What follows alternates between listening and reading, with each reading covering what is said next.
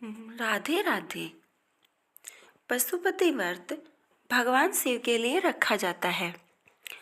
भगवान शिव बहुत ही दयालु हैं।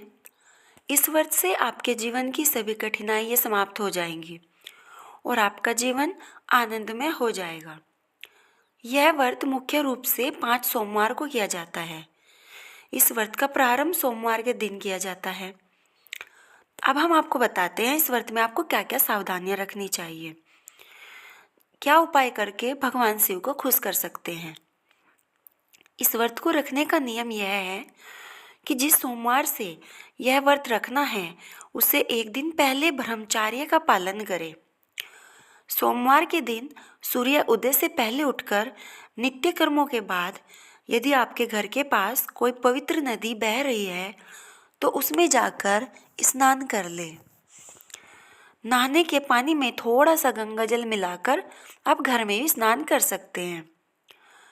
स्नान के बाद पूजा की थाली बनाएं, जिसमें धूप, दीप, बेलपत्र, थोड़े से चावल, भांग, धतूरा, पुष्प, पंचामृत आदि भगवान शिव के मंदिर में लेकर जाएं। याद रखें कि व्रत के पहले दिन आप जिस मंदिर में जाते हैं बाकी के 4 सोमवार भी आपको उसी मंदिर में जाना है। शिव मंदिर में जाकर घी का दीपक जलाएं। हो सके तो मिट्टी या आटे का दीपक ही बनाया जा सकता है। हो सके तो शिवलिंग के आसपास की जगह को अच्छे से साफ कर ले। अब सबसे पहले शिवलिंग पर जल चढ़ाएं।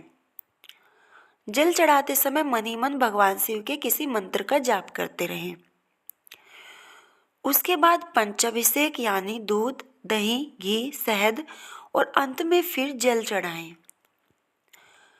पंचाभिषेक करने के बाद शिवलिंग पर बेलपत्र, मंदार के फूल आदि पूजन सामग्री चढ़ाकर मिठाई चढ़ाएं। ध्यान रहे कि शिवलिंग से हमेशा धूप दीप आदि कुछ दूरी पर रखना चाहिए। देखा गया है कि भक्त अक्सर शिवलिंग पर ही अगरबत्ती लगा देते हैं, जो सर्वथा अनुचित है। इसके बाद घर आकर फलाहार करें। शाम को दोबारा मंदिर जाएं और 6 दीपक भी साथ ले जाएं। इनमें से 5 दीपक मंदिर में ही जला दें और आखिरी यानी छठा दीपक अपने साथ घर ले आएं। घर लाकर इस दीपक को प्रवेश द्वार पर अपने दाहिने हाथ से यानी दरवाजे की दाहिनी तरफ रखें। जो मिठाई आप मंदिर में ले गए थे उसे 3 भागों में बांट दें।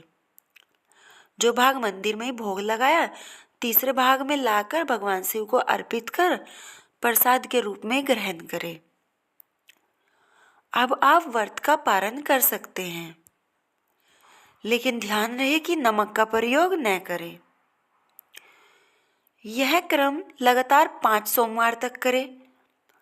पशुपति व्रत 5वें सोमवार को मनाया जाता है।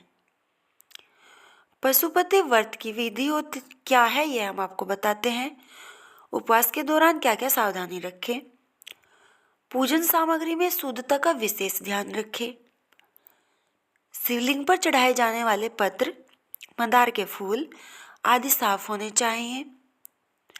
ध्यान रहे कि पत्ते कटे फटे नहीं होने चाहिए। कुछ धार्मिक मान्यताओं के अनुसार सोमवार के दिन बेलपत्र नहीं तोड़ना चाहिए। इसके लिए एक दिन पहले यानी रविवार के दिन बेलपत्र तोड़कर सुरक्षित रख ले। भगवान शिव को प्रिय यह पशुपति व्रत निश्चित ही सभी मनोकामनाओं को पूरा करने वाला है। व्रत के दौरान काम, क्रोध सभी चीजों से दूर रहिए। अब हम आपको बताएंगे पशुपति व्रत कब नहीं करना चाहिए। वैसे तो कोई भी व्यक्ति पूरी श्रद्धा से इस व्रत को कर सकता है, लेकिन यदि कोई बीमार है या वृद्धावस्था के कारण इस व्रत को करने में असमर्थ है तो उसे इस व्रत को नहीं करना चाहिए। गर्भवती महिलाओं को यह व्रत नहीं करना चाहिए और मासिक धर्म के दौरान ऐसी महिलाएं अपने पति के न होने पर अपने पुत्र से पूजा का कार्य करवा सकती हैं। इसके लिए केवल पूजा विधि ही वर्जित है, अन्यथा ये व्रत भी रख सकते हैं। पशुपति व्रत कितने करें। मुख्य रूप से सभी को 5 व्रत करने चाहिए।